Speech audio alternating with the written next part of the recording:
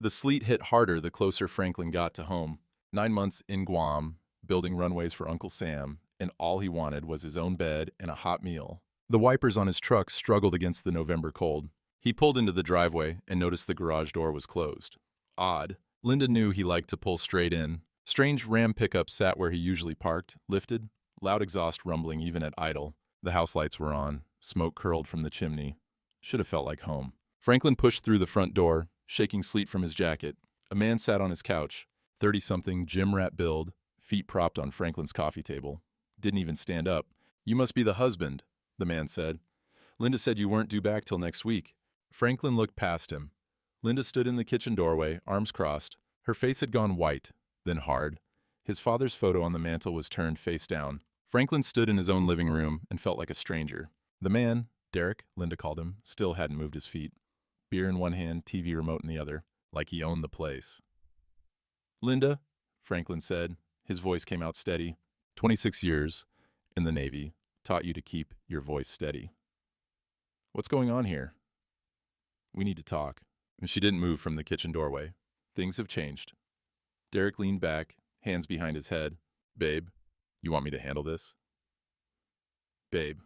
The word hit Franklin like a fist. He looked around his house. New throw pillows on the couch, different pictures on the wall. Derek's jacket hanging on Franklin's coat hook by the door. The smell, cheap cologne, thick and cloying, making Franklin's stomach turn. "Where's the Chevy?" Franklin asked. The garage door had been closed. His father's '67 Impala should have been sitting right there, waiting. Linda's jaw tightened. "We'll talk in the morning. You need to leave for tonight." "Leave?" Franklin looked at her. 22 years of marriage. Her face used to soften when he came home. Now it was stone. "This is my house." There's a motel on Route 9, Linda said. She turned and walked into the kitchen. Derek raised his beer bottle in Franklin's direction.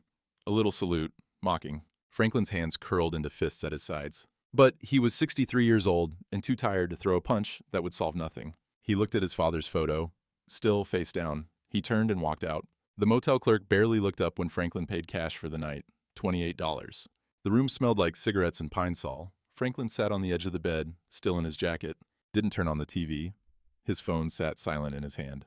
No calls, no texts from Linda. He pulled up his contacts. Amy's name stared back at him. His daughter. Hadn't talked to her in 6 years, not since that fight about her divorce. He pressed the call button. It rang 4 times, voicemail. He hung up without leaving a message. From his wallet, Franklin pulled out a photo. Him and his dad, both grinning, standing next to the Chevy the day they'd finished the restoration. His father's hand on the hood. Proud. That was 3 weeks before the cancer took him. "It's yours now, son," his father had said. "Keep it running." Franklin stared at the water-stained ceiling. Sleet tapped against the window. The heater rattled and coughed. He didn't sleep. Just watched the gray November light leak through the curtains until morning came. At 7 a.m., Franklin drove back to the house. Derek's truck was still there, but Derek wasn't visible. Linda sat on the porch with 2 mugs of coffee. "Sit," she said. Franklin sat. She pushed one mug toward him. Black, 2 sugars. The way he'd always taken it. For a moment, maybe 6 seconds, Franklin let himself believe this could be fixed. "Derek's moving out today," Linda said. Her voice was calm, businesslike. "We can try counseling. I made mistakes." Franklin wrapped his hands around the warm mug. "How long? Does it matter?" "Yeah, it matters," Linda sighed. 3 months, maybe 4. "I was lonely, Franklin. You were gone. He was here." Franklin looked at the street. Gray sky, bare trees, everything cold. "We can fix this," Linda said. "If you want to." Franklin wanted to want to. 22 years. That had to count for something. Then Ray Hendricks came walking up the driveway. Ray lived next door. 68, widower, retired electrician, kept to himself mostly. He had a composition notebook in his hand and a manila envelope. "Morning, Frank," Ray said. He nodded to Linda. "Ma'am?" "Ray," Linda said. Her voice had cooled 10 degrees. Ray looked at Franklin. "I got something you need to see. Been documenting some things. Didn't sit right with me." He opened the notebook. Dated entries. Photos. Derek's truck pulling into the driveway back in August. Linda loading boxes into a U-Haul in September. A tow truck hauling away the Chevy. "Your car," Ray said quietly. "She sold it 5 weeks ago. $18,000. I got the receipt here. Photographed it when the buyer came to pick it up." The coffee mug went cold in Franklin's hands. Franklin looked at Linda. "My father's car." "You sold my father's car?" Linda stood up. "That car was joint property. You were gone. I had bills to pay. No apology, no shame, just cold fact. Ray's voice was gentle. There's more, Frank. Bank statements. Mail I saw getting redirected. I got it all written down. Linda walked to the door. This is between me and my husband, Ray. Stay out of it. She went inside. The door closed behind her. Franklin stared at the closed door, at his own front door. Ray put a hand on his shoulder. I'm sorry, son. What else? Franklin's voice came out hoarse. What else did she take? Franklin drove to First National Bank on Main Street. The building had been there since 1952. Red brick and white columns, the kind of place where everybody knew your name. The teller was Sarah Mills. She'd processed Franklin's deployment paperwork 9 months ago, shook his hand, thanked him for his service. Now she wouldn't meet his eyes. I need to see the statements on my joint account, Franklin said. Going back 6 months. Sarah's fingers moved across her keyboard. Her face changed. Mr. Mercer, let me get the manager. 5 minutes later, Franklin sat in Tom Bradley's office. Tom had gone to high school with Franklin's younger brother, used to play softball together in the church league. Frank, Tom said carefully, the account was closed 2 weeks ago. Franklin's chest tightened. Closed? Tom slid a printout across the desk. Withdrawal history. $47,000. Gone in increments over 6 weeks. $3,000 here, $5,000 there. Steady bleeding until the account ran dry. There's a new account, Tom said. Opened the same day. Linda Mercer, just her name. Franklin stared at the numbers. 22 years of saving, gone. The closure form, Tom said, sliding another page across. We should have caught this, Frank. I'm sorry. Franklin looked at the signature. His name, but wrong. The slant was off. The F, too careful. Linda had practiced, but not enough. She forged my signature. It appears so, yes. And the bank statements showed the car money, too. $18,000 deposited into Linda's solo account 3 days after the Chevy sold. Franklin's hands were shaking. He pressed them flat against the desk to make them stop. Mr. Mercer, Tom said quietly, you should file a police report. This is fraud. She's my wife. She was your wife? Tom leaned forward. Frank, I've known you 30 years. This isn't right. None of this is right. Franklin stood. The room tilted slightly. He steadied himself against the chair. Can I get copies of these? Already printed them for you. Tom handed him a manila folder. Frank, call the police. Franklin walked out into the November cold, sat in his truck in the bank parking lot, opened the folder, looked at the numbers again, hoping they'd changed. They hadn't. His phone was in his hand before he realized what he was doing. He dialed the VA office. The Veterans Affairs office sat in the county seat, 20 minutes east. Fluorescent lights and government-issue furniture. Janet Morales had been Franklin's caseworker for 8 years. She was 52, sharp-eyed, didn't miss much. Franklin, she said when he walked in, I was going to call you today. That stopped him. About what? She gestured to her desk. Sit, please. He sat. Janet pulled up her computer screen, turned it so Franklin could see. Your disability benefits. $2,800 a month, service connected. When did you change your address? I didn't. Oh, and someone did. 8 months ago, right after you deployed. She showed him the form. Address change routing, his monthly VA check to a P.O. box in the next county. Signature at the bottom, Franklin Mercer, forged, again. The handwriting looked off to me, Janet said. I flagged it this morning. Then I saw you were back stateside and figured I'd ask before I escalated. Franklin's voice came out flat. How much? 8 months at $2,800. That's $22,400 added to the bank account. Total theft, nearly $90,000. Janet was watching his face. Franklin, did you authorize this? No, ma'am. Did Linda have access to documents with your signature? We were married 22 years. She had access to everything. Janet nodded slowly, picked up her phone. I need to call my supervisor. This is federal benefit fraud? Franklin, forged signatures on VA documents? That's serious. Prison serious. Franklin stared at the form. Linda's handwriting on the envelope, his forged signature on the line. What happens now, he asked. We investigate. Federal agents get involved. If it's proven, she's looking at 3 to 5 years. I could send my wife to prison. Janet's voice gentled. She sent herself there when she forged federal documents. You're just deciding whether to tell the truth or protect her. Franklin stood. His legs felt like water. I'll need you to come back for a formal interview, Janet said. Probably next week. Can you do that? Yeah. Franklin. She stood too. I've been doing this 20 years. I've seen a lot of people try to steal veterans' benefits. Spouses mostly. It makes me sick every time. You served your country. You came home to this. Don't let her make you feel guilty for reporting it. Franklin nodded, didn't trust his voice.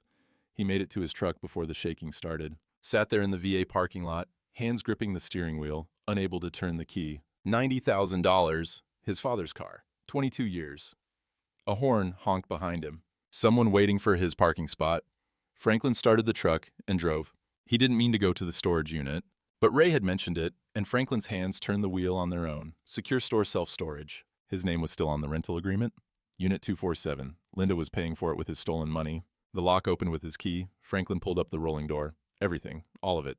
Cardboard boxes, labeled in Linda's handwriting. Garage stuff. Frank's junk. Donate? His father's tools. The socket wrenches they'd used to rebuild the Chevy's engine. The hand planes and wood chisels. The drill, worn smooth from decades of use. All packed away like garage sale overflow. Franklin opened another box. His Navy uniform. His medals. 2 Purple Hearts, a Navy Achievement Medal, his Good Conduct ribbons. All of it in a Tupperware container, shoved under Christmas decorations. 26 years of service. In Tupperware. He found the photo albums at the bottom of a box labeled Books, Wedding Pictures. Him in dress blues, Linda in white, both of them young and smiling like they'd figured out the secret to life. Thanksgiving dinners. His father's funeral, Linda's hand on Franklin's shoulder, comfort in her eyes. When had that woman disappeared? The wedding album was water damaged. Someone had stored it wrong, let moisture seep in. Their faces were blurred in half the photos. Franklin sat on the cold concrete floor of the storage unit, held his father's favorite hammer. The wooden handle was smooth, worn from years of work. His dad's hand had gripped this, and his grandfather's before that.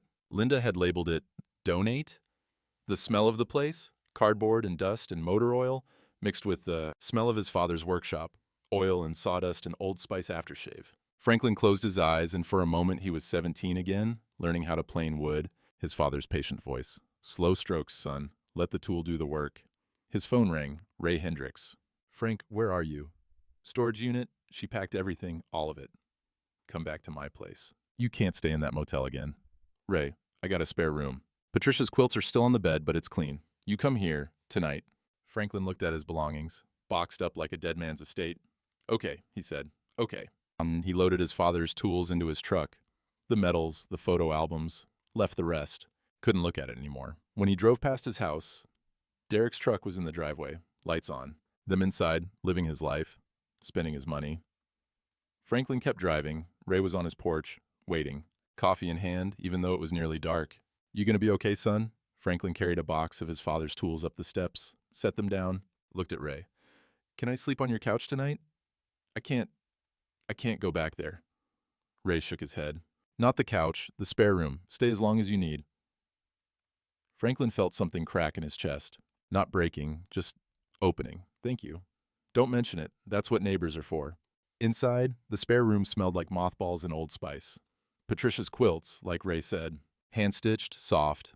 Franklin sat on the edge of the bed, his whole life in a neighbor's spare room. He was 63 years old and homeless in his own town. Outside, through the window he could see his house. The lights, Derek's truck, his house, his life, taken. Franklin lay back on the Patricia's quilts and stared at the ceiling. Didn't sleep, just waited for morning. Morning came gray and cold. Franklin woke to the smell of coffee and the sound of Ray moving around in the kitchen. He'd slept maybe 2 hours. Patricia's quilts were soft, but the bed wasn't his. Nothing was his anymore. Ray was at the stove when Franklin came out. Scrambling eggs, toast in the toaster. 2 plates set out like this was normal. Like having your 63-year-old neighbor move in was just another Tuesday. Sit, Ray said. Coffee's hot. They ate in silence for a while. Ray didn't push. Franklin appreciated that. My daughter did something similar, Ray said finally. Emily, her husband worked oil rigs. 3 weeks on, 1 week off. Good money, hard work. He stared at his coffee. She met someone while he was away, cleaned out their accounts, tried to take the kids. Franklin looked up. I didn't know. 4 years ago, I sided with my son-in-law, testified in court about what I'd seen. Emily hasn't spoken to me since. Ray's voice was quiet. Still got pictures of my grandkids from Tom, that's her ex, but I don't get to see them much. She made sure of that. I'm sorry. Don't be. I did what was right. Sometimes doing right costs you. Ray met Franklin's eyes. That's why I started watching when Derek showed up. When I heard Linda tell the mailman to hold your VA mail, I knew. I've seen this before. Franklin wrapped his hands around the coffee mug, warmth against his palms. I got a lawyer I know, Ray said. Tom Kowalski handled my daughter's divorce. He's good, fair. First consultation's free. I can't afford a lawyer. Can you afford not to have one? Kowalski's office was downtown. Second floor, glass and chrome. Made Franklin uncomfortable. Too clean, too modern. He missed wood and simplicity. Thomas Kowalski was maybe 50, gray at the temples, reading glasses on a chain. He spread Ray's notebook and the bank statements across his desk. This is strong evidence, Kowalski said. Forgery, fraud, federal benefit theft. She's in serious legal trouble. What's it cost to fight her? Franklin asked. Retainer is $5,000. Could go to $20 if she contests everything. Kowalski leaned back. Your financial situation? $1,850 a month retirement. Savings are gone. Can't afford $5,000, let alone $20. Kowalski was quiet for a moment. Mr. Mercer, you have another option. Press criminal charges? Bank fraud, federal benefit fraud, forgery. The threat of prosecution might pressure her to settle the divorce quickly. Prison? If convicted, yes. Federal fraud carries 3 to 5 years. Franklin stared at the papers on the desk, his forged signature, over and over. I need to think about it, he said. You have time. But you should know, Linda filed for divorce 2 days ago. She's claiming abandonment and financial irresponsibility. The air went out of Franklin's lungs. What? Kowalski slid another paper across the desk. Her lawyer is painting you as an absent husband who neglected his wife. She's asking for spousal support and half your military pension. Ray, sitting beside Franklin, muttered something under his breath. She wants more. Franklin's voice came out strangled. After everything she took? She's trying to grab what she can before the fraud investigation closes in. Kowalski folded his hands. Think about what you want, Mr. Mercer. Justice or peace. Sometimes you can't have both. Franklin needed lumber screws to fix Ray's fence. Least he could do, staying in the man's house. Miller's Hardware was on Main Street. Franklin had been shopping there for 30 years, knew every aisle. The clerk was Danny Walsh, known him since Danny was in high school. Hey, Frank. Danny's voice was careful. Awkward. Heard you're, staying with Ray. That's good. Good you got a place. 2 women by the paint section glanced over, whispered. Franklin found his screws, grabbed a package. At the register, Jim Torres walked up. Former Navy buddy, served together back in the 90s. Frank. Jim shifted his weight. Sorry about, things getting complicated at home. Complicated. Like it was a scheduling conflict. Like his wife hadn't robbed him blind. You coming to the VFW Friday? Jim asked. Cal Turner was asking about you. Maybe. You should. Good to see the guys. Franklin paid cash. Walked out. On the way to his truck, he passed the front window of Mabel's diner. Looked in out of habit. Linda and Derek sat in a booth, laughing. Derek's arm around her shoulder, her leaning into him. Playing happy couple. They had coffee, pancakes, living like normal people. Linda looked up, saw Franklin through the glass. Her face hardened. She said something to Derek. Derek looked out, raised his coffee mug. A little salute, mocking, same as that first night. Franklin's hands curled into fists. Every eye on Main Street felt like it was watching him, pitying him. The old vet whose wife left him, the fool who didn't see it coming. Franklin got in his truck, started the engine, sat there, hands on the wheel, watching them through the diner window. Derek's arm around Linda, her laughing at something he said. In Franklin's house, with Franklin's money. While Franklin lived in a neighbor's spare room, he drove back to Ray's, didn't say anything, just went to the spare room and closed the door, sat on the edge of Patricia's quilt and stared at nothing. I gave her 22 years, he thought, and she sold my father's car like it was scrap metal. Outside, the November sky was the color of old iron, cold, gray, unforgiving. 6 weeks passed like cold molasses. January settled in hard, the kind of cold that got into your bones and stayed there. Franklin's routine became simple. Wake in Ray's spare room, coffee on the porch even when his breath fogged. Look for work that wasn't there, avoid town. The legal battleground on. Filings, counterfilings, depositions scheduled, words on paper that cost money Franklin didn't have. Ray found him on the porch one morning at 6 a.m., frozen there, coffee gone cold in his hand, staring at nothing. You okay, son? Franklin didn't answer right away. The creek behind the houses was solid ice. Everything gray. He'd forgotten what color looked like. I'm 63, Ray. Maybe I should just let her have it, start over somewhere else. Where would you go? Anywhere. Nobody knows this shame. Ray sat down beside him. The porch boards creaked under his weight. Running don't stop shame, just spreads it thinner. They sat in silence, breath visible in the January air. VFW meeting tonight, Ray said. Come with me, just once. Franklin started to say no, but there was nowhere else to be, nothing else to do, so he nodded. The VFW hall smelled like coffee and old wood, wood-paneled walls covered with faded photos. Korea, Vietnam, Desert Storm, men who'd been young once. The coffee urn was always on, had been since 1907. 12 men showed up, various ages, all veterans. Cal Turner saw Franklin and stood, 74 years old, Vietnam, 2 Purple Hearts, straight back despite his age. Franklin Mercer, Cal said, heard you were back. Also heard you're going through some rough water. Franklin nodded, didn't trust his voice. You're in the right place, son. We've all been there. They went around the room, not formally, just stories that surfaced natural. Jimmy Reeves, wife emptied their accounts during his Iraq deployment, came home to nothing. Pete Morrison, girlfriend sold his truck and tools, moved out while he was training recruits at Paris Island. Robert Chen, ex-wife, forged his name on a house refinance, took $80,000. The pattern was clear. Betrayal during service, theft, people who waited until you were gone to take what wasn't theirs. Franklin found himself talking. Told them about Linda, Derek, the car, the money. All of it spilled out in Ray's kitchen earlier had been practice. This was confession. The men nodded. No judgment. They understood. Cal spoke last. Lost my farm in '84. 200 acres my granddaddy cleared with a mule and a plow. Business partner cooked the books, forged papers, tried to steal it all. He paused. Took me 3 years, but I got it back. 3 years, Franklin said. I don't know if I have 3 years in me. Cal's eyes were steady. You got your whole life. 3 years ain't nothing compared to dying knowing you rolled over. He leaned forward. Silence isn't surrender, son. Sometimes the quietest men win the loudest victories. You document everything. You stay patient. You let them dig their own hole.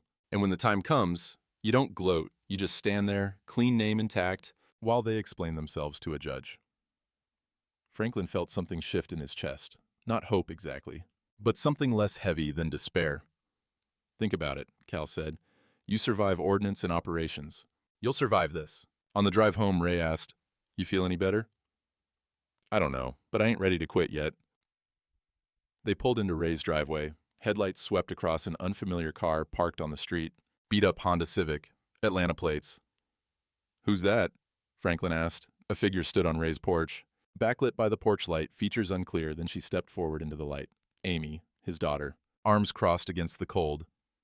She'd been waiting. Franklin's heart stumbled. He hadn't seen her in 6 years, not since that fight about her divorce, when he'd tried to give advice and she'd told him to stay out of her life. He got out of the truck, slowly. Hey, Dad. Amy, his voice came out rough. What are you doing here? Melissa called me, told me about Linda. She shifted her weight. I drove up. You didn't have to. Yeah, I did. 6 years of distance sat between them like a wall. Ray went inside, gave them space. I came to tell you I told you so, Amy said. About marriage being pointless. Franklin nodded. He could take it. He deserved it. But Amy's face changed. Her voice dropped. But then Melissa told me what Linda actually did. The car, the money, the forged signatures. She took a step closer. Dad, that's not just divorce. That's federal crime. Her tone had shifted. Not attacking, protecting. I'm a paralegal now. Work for a divorce attorney in Atlanta. I know what this looks like. She was looking at him different, really seeing him, the weight he'd lost, the worn edges, the defeat in his shoulders. Linda did this, all of it, while you were deployed. Franklin just nodded. Where are you staying? Ray's spare room. Jesus, Dad. Silence stretched between them. Cold air. Visible breath. Then Amy stepped forward and hugged him. First time in 6 years. Franklin's arms came up, held his daughter. She was crying. Or maybe he was. Hard to tell in the cold. Okay, Amy said, pulling back. Here's what we're going to do. Ray's kitchen table became a war room. Amy had her laptop open, yellow legal pads spread out, phone charging on the counter. She worked like she'd been preparing for this her whole life. Maybe she had been. 3 years as a paralegal taught you to organize chaos. Okay, she said, fingers flying across the keyboard. Walk me through everything. Start from when you came home. Franklin told it again. Derek on the couch, Linda's coldness, the car, the bank, the VA fraud, all of it. Amy took notes. Didn't interrupt. When he finished, she sat back. Federal benefit fraud, bank forgery, systematic theft during deployment. She looked at him. Dad, any public defender would tell Linda to plead out. If she fights this, she's looking at prison time. I don't want to send her to prison. You won't. She'll send herself there if she's stupid enough to fight. Amy pulled out her phone. I'm calling my boss. Sarah Chen. She handles high-asset divorces. She's gonna want this case. Amy, I can't afford. She'll take it pro bono when she hears the VA fraud angle. Trust me. Amy was already dialing. Sarah's got 3 brothers in the military. This kind of thing pisses her off. The call connected. Amy put it on speaker. Sarah Chen. Sarah, it's Amy. I need a favor. Big one. What's up? Amy laid it out. Clean, professional, every detail hitting like a hammer. Franklin listened to his life reduced to legal facts. Somehow that made it easier to bear. When Amy finished, there was silence on the line. Then, she forged VA documents? Federal benefits? Yes. While he was deployed? 9 months in Guam. More silence. Then Sarah's voice came back hard. I'm in. Pro bono. Email me everything you've got. I want to see Ray's documentation. Bank statements, the VA fraud paperwork, all of it. I'll send it tonight. Good. Tell your dad we're going to bury her. Sarah paused. Sorry. Tell your dad we're going to get him justice. Legal, clean, and permanent.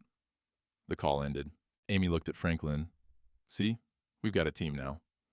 Ray brought fresh coffee, set it down without a word. Franklin wrapped his hands around the mug. First time in weeks, something felt warm. They worked until midnight, Amy creating folders, organizing evidence into timelines. Ray's notebook became Exhibit A, photos dated and labeled, bank statements cross-referenced with VA routing forms. The pattern was clear. Linda had planned this before Franklin even deployed, maybe months before. Look at this, Amy said, pointing to a bank withdrawal. July 15th, $5,000. You deployed July 7th. 8 days, Franklin said. She was moving money before you even left. Amy's jaw tightened. This wasn't impulse. This was premeditated. Ray leaned over the table. Derek's truck first showed up August 3rd. I got the photo. Amy added it to the timeline. So she drained accounts for a month, then brought him in, probably met him before that. Franklin stared at the timeline. His marriage reduced to dates and dollar amounts. There's something else, Amy said quietly. I need to ask you about Grandma and Grandpa's estate. Franklin looked up. Why? Linda might go after it in the divorce. Community property. If there's any inheritance, she could claim half. She can't. Why not? It's in a trust. For you. Amy stopped typing. What? Franklin explained. When his parents died 8 years ago, they'd left a small estate. $85,000. He'd put it in trust for Amy. She'd been 26 then, freshly divorced, not speaking to him. The trust paid out when Amy turned 35, 6 months from now. You did that? Amy's voice cracked. When we weren't even talking? You're my daughter. Your grandmother wanted you taken care of. I thought... Amy's eyes were wet. I thought you wrote me off when I divorced Jeff. I thought you were done with me. I was hurt, Franklin said, but I never stopped being your dad. Amy put her face in her hands, shoulders shaking. Franklin reached across the table, put his hand on her arm. It's okay. I'm sorry, she said through her fingers, for everything, for cutting you out, for all those years. You were hurting, I understood. Amy looked up, tears on her face, but she was smiling too. Linda's not getting a dime of that money. I know. That's why I did it. Ray cleared his throat. I'm going to leave you two alone. Get some sleep. He squeezed Franklin's shoulder as he passed. Good to have family back, ain't it? After Ray left, Amy and Franklin sat in the quiet kitchen, clock ticking on the wall, coffee getting cold. I wasted 6 years, Amy said. We both did. I'm here now, and I'm not leaving until this is done. Franklin nodded. Couldn't speak past the lump in his throat. Get some sleep, Dad. Tomorrow we start fighting back. The next morning, Ray knocked on Franklin's door early. You got mail, forwarded here. Legal envelope. Return address. Linda's attorney. Amy was already at the kitchen table, coffee in hand. She looked up when Franklin came in. What is it? Franklin opened the envelope, read. Had to read it twice to believe it. She's demanding spousal support, $2,500 a month, and half my military pension, for life. Amy's coffee mug hit the table hard. She's got some nerve. She's scared, Franklin said quietly, trying to grab what she can before it all falls apart. Let her try. Amy pulled out her phone. I'm texting Sarah. This just made her case easier. Franklin sat down, stared at the demand letter. $2,500 a month, half his pension, after stealing $90,000. You know what this means? Amy said, looking up from her phone. She knows she's in trouble. She's desperate. Sarah can use this. Ray came in from the porch, saw their faces. What happened? Amy showed him the letter. Ray shook his head. Son of a... He caught himself. Sorry, but that woman's got brass.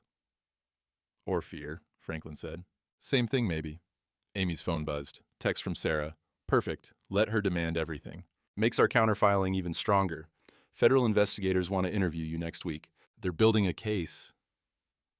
It's happening, Amy said. The federal investigation. They're going after her. Franklin felt something in his chest. Not quite hope. Not quite vindication. Something in between. Dad, Amy said carefully, I need to ask. If Linda goes to prison, can you live with that? He thought about it. Really thought. I don't want revenge, he said finally. I want what's mine, and I want her to stop. Good answer, Amy said. Because Sarah says the threat of prison will make Linda settle. She'll give you everything to avoid federal charges. What if she doesn't scare? Then she's dumber than I think, and federal prosecutors don't lose these cases. That weekend, Amy brought Carter, Franklin's grandson, 6 years old. Last time Franklin saw him, Carter was 2. Now he was tall, all elbows and energy. Carter hid behind Amy's legs when they first came in. Don't be shy, Amy said. That's Grandpa. Ray saved the moment, came out of the kitchen with cookies. You like chocolate chip? Carter nodded. Well, come on then. I got fresh ones. 10 minutes later, Carter was sitting at the table, cookies and milk, swinging his legs. Are you really in the Navy? Carter asked Franklin. I was. I'm retired now. Did you see the ocean? Franklin pulled out his phone, showed Carter pictures, ships, Guam, the endless Pacific. Carter climbed onto Franklin's lap without thinking about it, just a kid looking at pictures. Amy watched from the doorway, tears in her eyes. This should have happened years ago. Birthdays, Christmases, regular weekends, 6 years stolen by stubbornness and hurt feelings. Mom says Grandma Linda was mean to you, Carter said suddenly. Silence in the kitchen. Franklin looked at Amy. She shrugged. He asked. I didn't lie. Sometimes grown-ups make bad choices, Franklin said carefully. But it'll be okay. Carter looked up at him with serious eyes. Are you sad? Sometimes, but I'm happy right now. Carter hugged him, small arms around Franklin's neck, trusting and simple. Franklin couldn't speak, just held his grandson and felt something in his chest crack open. Not breaking, healing. After a while, Amy took Carter outside to play in Ray's yard. Franklin watched through the window, Carter running, Amy chasing, laughing. Ray came and stood beside him. That's what you're fighting for. Not the house, not the money. That right there. I know. Then don't quit. Because boys need their grandfathers. Franklin's phone rang.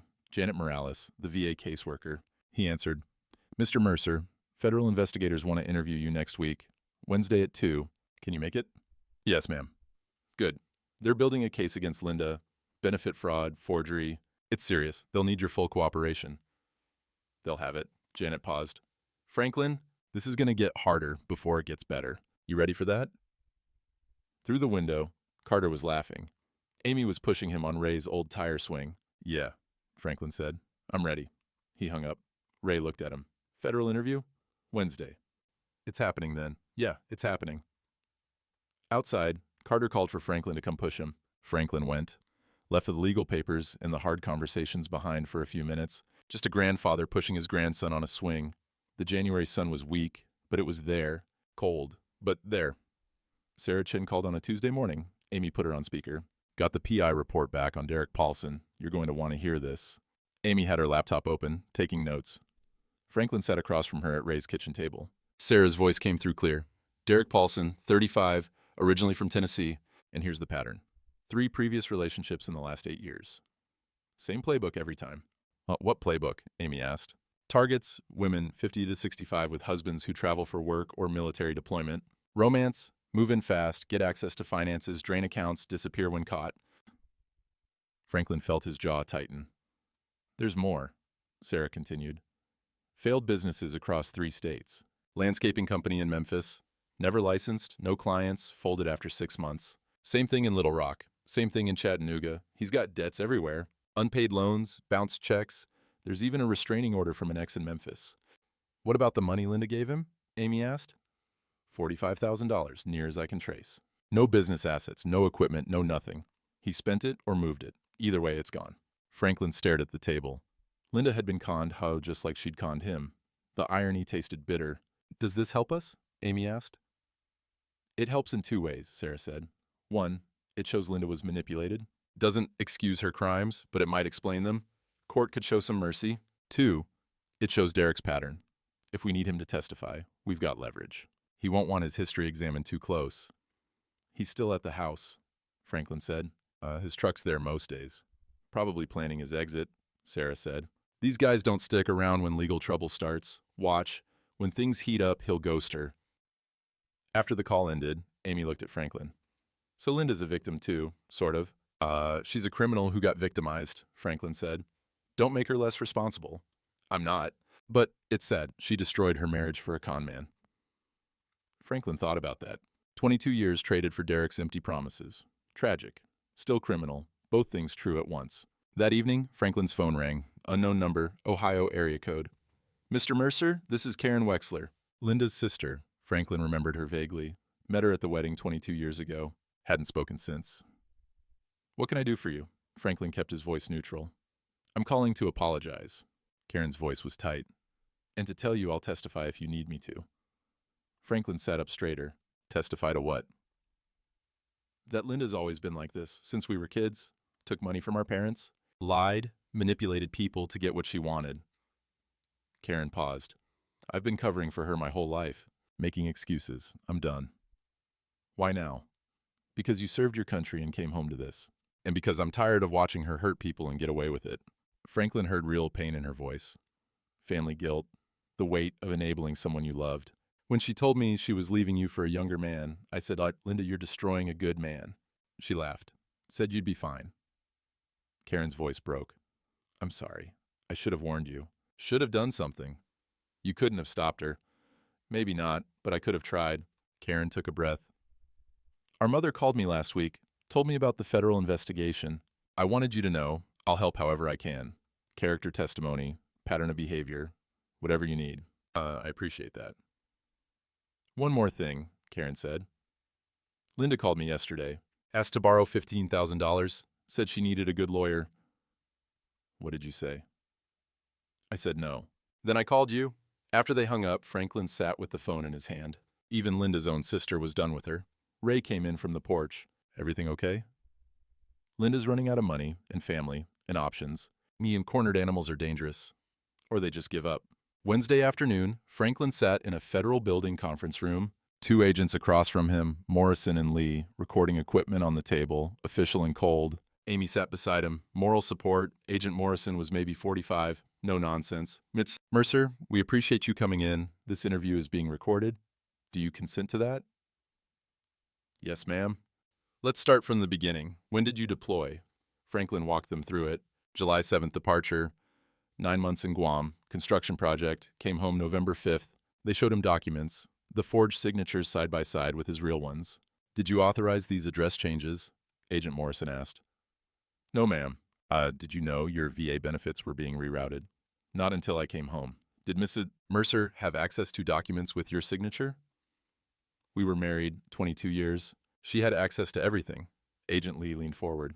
Did she ever forge your signature before, that you know of? Franklin thought about it. Not that I caught, but I trusted her. I wasn't looking. The questions went on for 90 minutes, methodical, thorough, building a case brick by brick. At the end, Agent Morrison closed her folder. Thank you, Mr. Mercer. We'll need to interview Mrs. Mercer next. We'll be in touch. What happens then? Amy asked. Depends on her cooperation. If she admits the fraud and returns the funds, possibly a plea deal. If she denies it, we prosecute. How long does this take? Franklin asked. Months, typically. But your case is strong. Very clear paper trail. Outside in the parking lot, Franklin felt wrung out. Reliving it all officially, for the record, made it real in a different way. Amy's phone rang. She answered, listened, eyes widening. Dad, pull over. Franklin pulled into a gas station. What? That was Sarah. Linda's attorney just called her. He wants an emergency meeting. Tomorrow.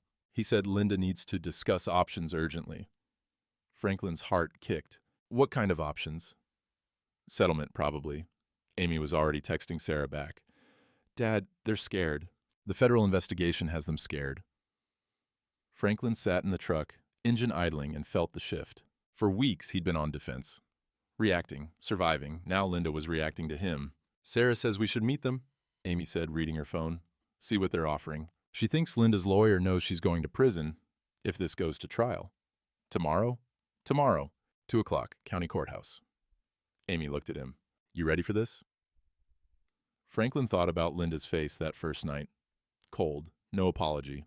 Derek's feet on his coffee table. Thought about his father's car, sold like scrap. Thought about 22 years reduced to forged signatures and empty accounts. Yeah, he said, I'm ready. That night, he couldn't sleep. Lay in Patricia's quilts, staring at the ceiling. Tomorrow he'd face Linda across a table, official, legal, final. He thought about what he wanted. Not revenge, just his life back, his dignity, his name clean. Cal Turner's words echoed. Silence isn't surrender. Let them dig their own hole. Linda had dug deep. Now she was standing in it, looking up, finally understanding what she'd done. Franklin closed his eyes. Tomorrow, Ray's kitchen that evening. Franklin, Amy, Sarah on video call, and Cal Turner, who'd driven over when he heard. Let's talk strategy, Sarah said from the laptop screen. Linda's lawyer knows she's facing federal prison. He wants to negotiate a settlement to avoid criminal prosecution. What are our terms? Amy asked. Sarah laid it out, clean and simple. Return all VA benefits. That's $22,400. Return half the savings, $23,500. Sign the house over to Franklin in the divorce. No spousal support, no pension claims. In exchange, Franklin doesn't press additional civil fraud charges. The federal investigation continues no matter what, Amy added. That's not ours to stop. Right, Sarah said. But Franklin's cooperation affects how hard they prosecute. If he's forgiving, asks for leniency, that carries weight. Cal leaned back in his chair. What do you want, Franklin? Revenge or your life back? Franklin stared at his coffee. Gone cold again. My life back. I don't want her in prison. I just want what's mine. She stole $90,000, Amy said. Tried to erase you. You'd be justified. I know what she did. Franklin's voice was quiet but firm. And sending her to prison won't give me back the car. Won't give me back 22 years. I want the house. I want as much money as I can get back. Then I want to walk away clean. Sarah nodded on the screen. That's practical. And it's powerful. You offering mercy from a position of strength. That's dignity. What if she won't settle? Ray asked. Then she's dumber than I think, Sarah said. Federal prosecutors don't lose benefit fraud cases. Not with this kind of evidence. After the call ended, Cal put his hand on Franklin's shoulder. You're doing the right thing. Mercy ain't weakness, it's strength under control. I hope so. Get some sleep, Cal said. Tomorrow, you find out if Linda's smart or stubborn. Franklin didn't sleep. Lay in the dark thinking about what he'd say, how he'd sit, whether he'd look Linda in the eye or keep his gaze on the table. At 2 a.m, he gave up. Sat on Ray's porch in the February cold. Stars clear overhead, his breath fogging. He thought about mercy, about justice, about the difference. Justice was getting what you deserved. Mercy was getting better than you deserved. Linda deserved prison. But Franklin wasn't sure he deserved to carry that weight, knowing he'd sent his wife, ex-wife, to federal prison. That would sit in his chest forever. Better to take what was his and walk away. Let her live with what she'd done. That was punishment enough. Morning came eventually. Gray sky, more cold. Amy arrived at 8 with coffee and determination. You ready? As I'll ever be. Franklin went to the spare room, opened his duffel, pulled out his navy dress uniform. Amy saw him carry it to the bathroom. Dad, you don't need to wear that. Yes, I do. He put it on carefully. The jacket still fit. Pressed and clean, save for funerals and Veterans Day ceremonies, the ribbons lined up perfect. 26 years of service on his chest. He looked at himself in the mirror, 63 years old, tired eyes. But the uniform made him stand straighter. This was who he was, before Linda, before Derek, before any of it. He was Franklin Mercer, Navy CB, E7 retired. He'd served his country with honor. That couldn't be stolen. Amy saw him come out and her eyes got wet. Oh, Dad. I need to remember who I am when I walk in there. You look good. Ray appeared with Franklin's dress shoes, polished to a shine. Figured you'd need these. Franklin took them. When did you... Last night. Couldn't sleep either. Ray smiled. Go get your life back, son. They drove to the county courthouse. Franklin, in his uniform. Amy beside him, in her best suit. Professional. A team. They passed Franklin's house on the way. Derek's truck wasn't in the driveway. Amy noticed too. That's odd. It's always there. Franklin slowed, looked closer. Linda's car was there. Alone. Maybe he's at work, Amy said. He doesn't work. They drove past on a different route, circling back. Caught a glimpse of Linda on the front porch, on her phone, pacing, agitated. Even from a distance, Franklin could read her body language. Upset, angry. She hung up, threw the phone. It hit the porch wall. "What was that?" Amy asked. "I think Derek just left her." "Now, right before she needs him?" "He was never going to stay," Franklin said. Guys like that don't stick around for consequences." They drove on. At the courthouse, Linda's car was in the parking lot. Franklin found a spot 3 rows over. He sat for a moment, hands on the wheel. "You got this, Dad," Amy said. "I know." They walked to the building. Franklin's dress shoes clicked on the pavement. His uniform drew looks. Respect. People nodded. Inside, Sarah Chen waited in the lobby. Sharp suit, leather briefcase, all business. "Franklin, Amy, good." She looked Franklin up and down, took in the uniform, smiled slightly. "Nice touch." "It's who I am." "It's perfect. Let's go." They're in conference room B. They walked down the hallway. Through the glass door, Franklin could see them. Linda sat at the table, her lawyer beside her. Robert Hutchins, 60-something, looking tired. Both of them looked defeated already. But then the door opened. Derek walked in. "Sorry I'm late. Traffic." Linda looked up. Relief flooded her face. He'd come. He was here. She wasn't alone. Derek sat next to her, put his hand on her shoulder, playing the supportive boyfriend. Franklin watched through the glass. Saw it all. The performance. Sarah looked at Franklin. "Ready?" Franklin straightened his uniform jacket. Felt the weight of his ribbons, his service, his honor. "Yeah, let's go." They entered the conference room. Glass table, leather chairs, professional, sterile. Hutchins stood.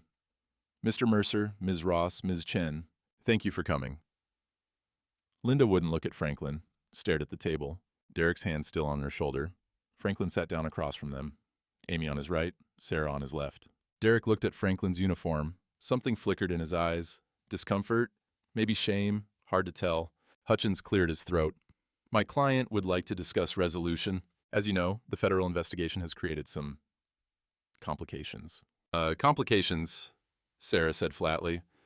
"That's one word for federal benefit fraud." Hutchins flinched.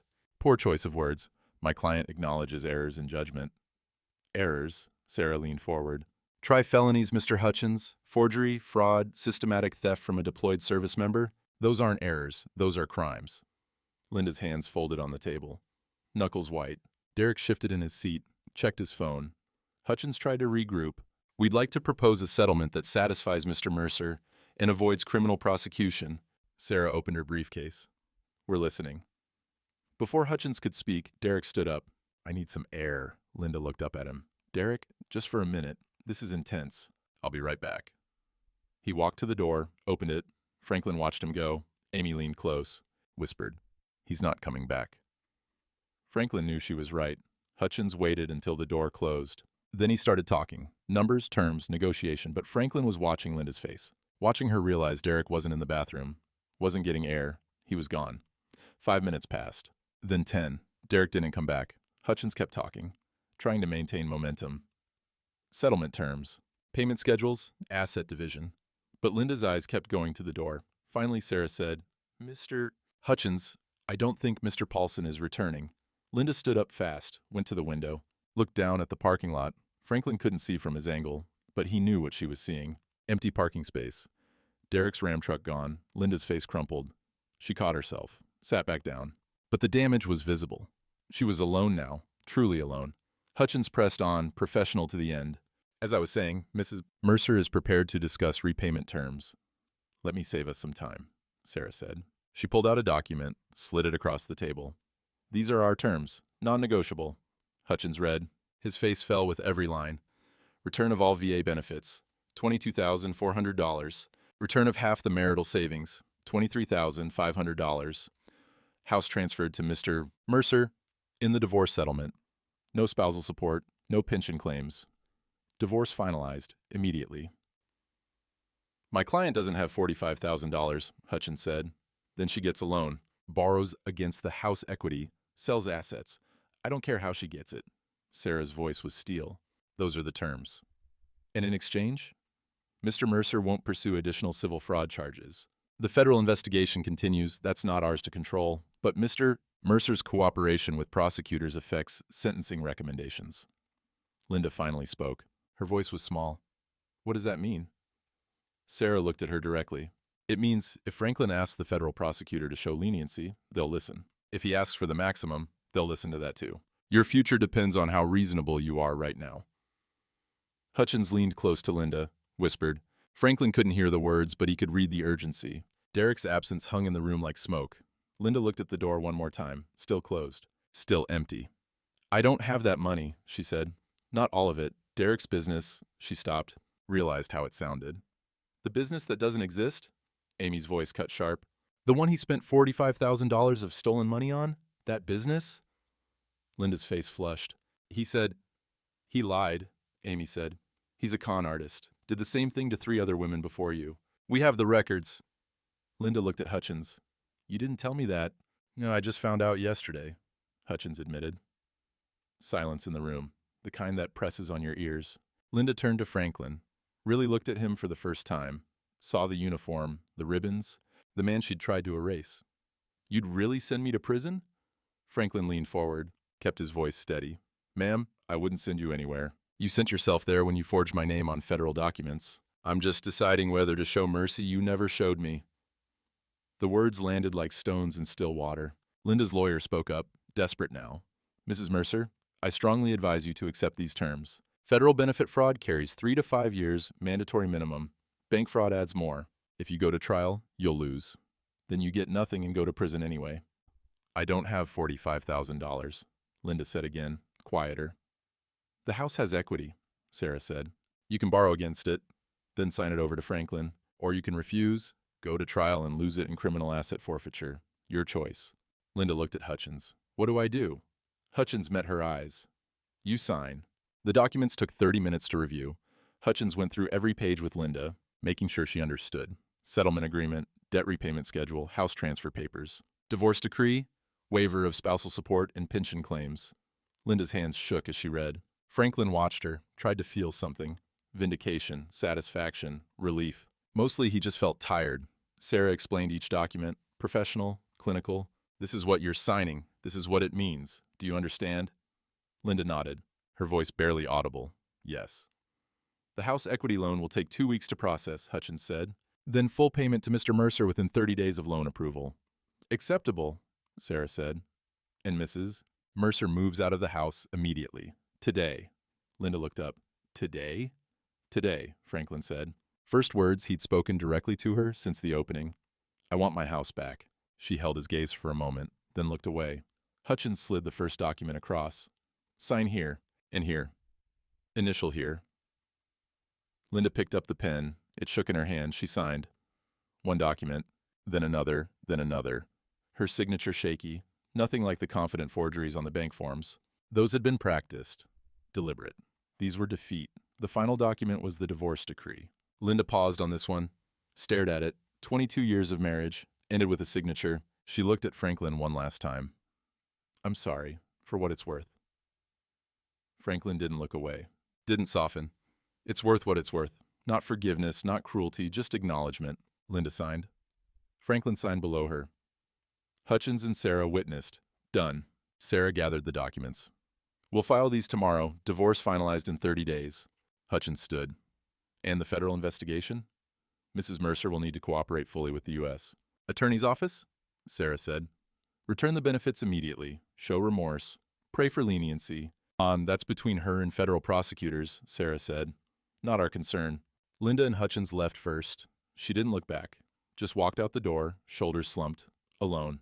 The door closed behind them. Franklin, Amy, and Sarah sat in silence. How do you feel? Sarah asked. Tired. Franklin's voice was flat. Empty, but done. Amy touched his arm. The house is yours. She's out. Derek's gone. You won, Dad. Doesn't feel like winning. Franklin stood slowly. His knees ached. Feels like surviving. Sarah started packing her briefcase. That's what it is, Franklin. And surviving is enough. You stood firm, got justice, kept your dignity. That's a win in my book. They left the courthouse together. Outside, February wind cut cold. Amy looked at Franklin. Want to drive by the house? It's yours now. Franklin shook his head. Not yet. I'm not ready. They drove back to Ray's in silence. Franklin's phone buzzed. Text message, unknown number. He opened it. A photo, Derek's Ram truck. For sale sign in the window. Tennessee plates. $12,000 or best offer. Someone had sent it to Franklin, maybe the PI. Maybe someone else who knew. Derek had fled the state. Selling everything, running. Franklin deleted the photo. What was that? Amy asked. Derek skipped town, selling his truck in Tennessee. Good riddance. Franklin looked out the window, small town rolling past. His town. He'd lived here 40 years. Yeah, he said quietly. Let him run. I got what I needed. At Ray's house, the old man was on the porch, saw Franklin's face, knew. How'd it go? She signed everything. Derek left her. She's moving out today. Ray nodded. Come on inside. I made coffee. Franklin followed him in, sat at the familiar kitchen table. You did good, son, Ray said. Franklin didn't feel good, didn't feel bad, just felt finished. 22 years, ended in a courthouse conference room with signatures and legal language, but it was over, finally over. 3 weeks after the settlement, Franklin moved back into his house. Linda had taken her things and left, moved to Karen's place in Ohio. The house stood empty except for Franklin's original furniture. Ray helped him carry boxes from the spare room. Amy had driven up the day before and spent 6 hours cleaning. New sheets, new towels, scrubbed every surface until Derek's cologne smell was gone, replaced with pine sol and fresh air. Franklin stood in his doorway with the key in his hand. His house. Always had been, legally. But it felt different now. Ray waited behind him. It's your house, son. Always was. And Franklin stepped inside. Echoes. Empty spaces where Linda's decorating had been. His father's photo was back on the mantel, right side up. Amy had done that. The smell was different. Cleaner. But not quite home yet. Amy came out of the kitchen, drying her hands. I got rid of anything that was theirs. Fresh start. Franklin's tools were back in the garage. His medals on the shelf in his den. His clothes in his closet. He walked through each room, touching walls, checking windows, reclaiming space. That night, he slept in his own bed, for the first time in 4 months. The house creaked with familiar sounds, but it was quiet, just him. He didn't sleep much, but he was home. March came in like a promise. The gray started breaking. Sun appeared more often. The cold lost its edge. Amy visited most weekends, bringing Carter. They'd eat breakfast at Franklin's table, work on small projects around the house, painting the spare room, fixing the porch railing. Normal things. Ray still brought coffee some mornings. They'd sit on Franklin's porch, his porch now, and not say much. Didn't need to. Linda was in Ohio, working retail, from what Karen said, keeping her head down. The federal investigation was ongoing, but she'd cooperated, returned the VA money. The prosecutor was considering a plea deal, probation instead of prison. Franklin had written a letter to the U.S. attorney. Short, simple, he didn't want revenge. Justice had been served. If they wanted to show mercy, he wouldn't object. Derek was gone. Heard he'd gotten arrested in Tennessee for writing bad checks. That was someone else's problem now. Franklin didn't think about them much anymore. Some days, he'd catch himself starting to, then he'd find something else to do. Fix a cabinet, call Amy, go see Ray. The house was his. The money would never all come back, but some of it had. Enough. His name was clean. That was enough. On the first warm Saturday in March, Cal Turner showed up with a newspaper. Franklin was on the porch with coffee. Real spring warmth in the air for the first time. Got something for you, Cal said. He'd circled an ad in the classified section. Old school. Estate sale. 2 counties west. Franklin read it. 1967 Chevrolet Impala. Ermine white. Needs work. $8,500 OBO. On the same color as his father's car. Franklin's chest tightened. Cal, I can't. Just go look at it. Widow selling her husband's car. Called her this morning. Still available. Cal sat down. Thought of you. Not saying you gotta buy it. Just thought you should see it. Franklin stared at the ad. His father's voice in his memory. Keep it running, son. Amy's car pulled into the driveway. She got out with Carter. She saw the newspaper in Franklin's hand. What's that? Cal explained. Amy read the ad over Franklin's shoulder. Dad, let's go look at it today. I can't afford $8,000 right now. The settlement money's going to repairs, legal fees. My trust fund pays out next month, Amy said. $85,000. I'll buy it. We'll restore it together. You teach me what Grandpa taught you. Amy, that's your money. And I want to spend some of it on this. On us. She looked at him. Please. Franklin looked at the ad again. The same model, the same color, not his father's car. Could never be that car, but maybe that was the point. Not replacing what was lost. Carrying forward what was taught. Okay, Franklin said. Let's go see it. 2 hours later, they pulled up to a suburban house. Estate sale signs on the lawn. Cars parked everywhere. There it was, under an oak tree. 1967 Chevrolet Impala, ermine white. Franklin got out of the truck slowly, walked toward it like approaching something sacred. The paint was faded, some rust on the panels, interior worn. Engine would need a full rebuild, but it was whole, solid, waiting. He ran his hand over the hood, cold metal, smooth under his palm. An older woman approached. Late 70s, kind face. You interested in Henry's car? Yes, ma'am. My father had one just like this. We restored it together. She smiled. Then you know what kind of love goes into these.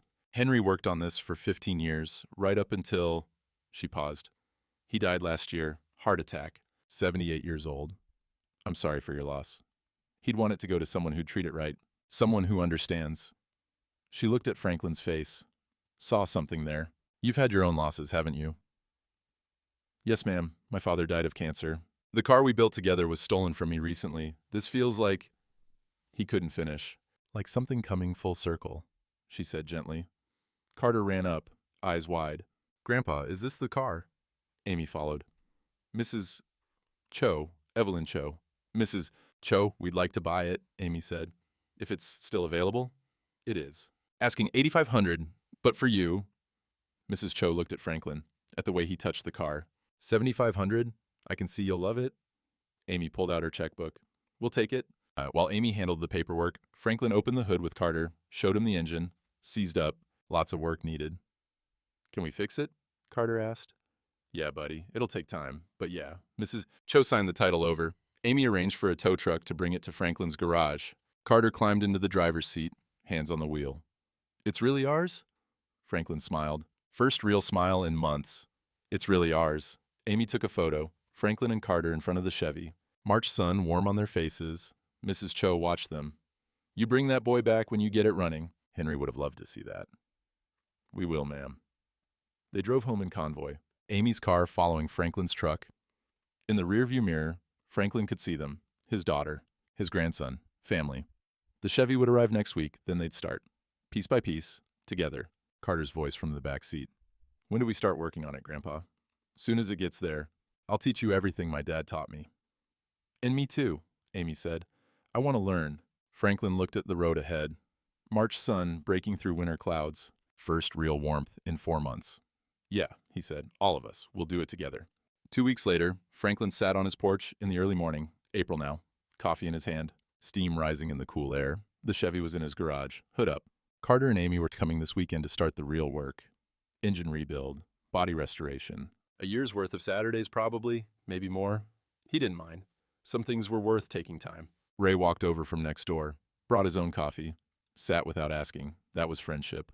They sat in comfortable silence, listening to the morning, birds returning after winter, the sound of life coming back. You doing okay? Ray asked eventually. Franklin thought about it, really thought. Yeah, I am. Not happy exactly. Not the way he'd been before, but solid, grounded, present. Linda was in Ohio, working, living small. The federal plea deal had gone through.